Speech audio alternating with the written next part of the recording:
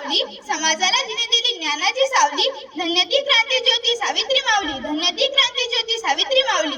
सूर्याप्रमाणे तेज दिसणारे व्यासपीठ, चंद्राप्रमाणे शीतल छाया देणारे परीक्षक आणि चांदण्याप्रमाणे चमकणाऱ्या माझ्या मित्रमैत्रिणींनो, सर्वांना माझा नमस्कार. माझे नाव सुपेक्षा आहे. आज मी आपणासमोर क्रांतीज्योती सावित्रीबाई फुले यांची यशोगाथा सांगण्यास उभी आहे.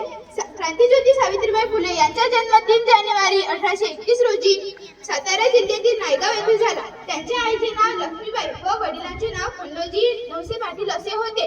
सावित्रीबाई फुले अवघ्या 9 वर्षाची असताना त्यांचा विवाह ज्योतिबा फुले यांच्याशी झाला. ज्योतिबांनी सावित्रीबाईला लिहायला वाचायला शिकवले. ज्या काळात स्त्रियाला शिकण्याचा अधिकार नव्हता, अशा अंधारलेल्या काळात सावित्रीबाईंनी ज्ञानाचा दिवा पेटविला. सावित्रीबाई फुले मुलींना शिकवायला जात असताना लोक त्यांच्यावर चिखल, शेण, दगड फेकत होते. सावित्रीबाईंना खूप अपमान सहन करावा लागला, पण तरीही ते डगमगल्या नाही. चिखल, माती, शेण, गोळे फेकले जरी अंगावरी समाजाने, चिखल, माती, शेण, गोळे फेकले जरी अंगावरी समाजाने, स्त्री शिक्षणाच्या ध्यासाने सर्व झेलले सावित्रीने, सर्व झेलले सावित्रीने.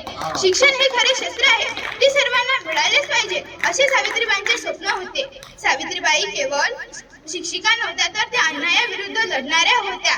ज्योतिबा फुले यांच्या सहकार्याने सावित्रीबाई फुले यांनी पुण्यामध्ये 1848 रोजी मुलींची पहिली शाळा काढली.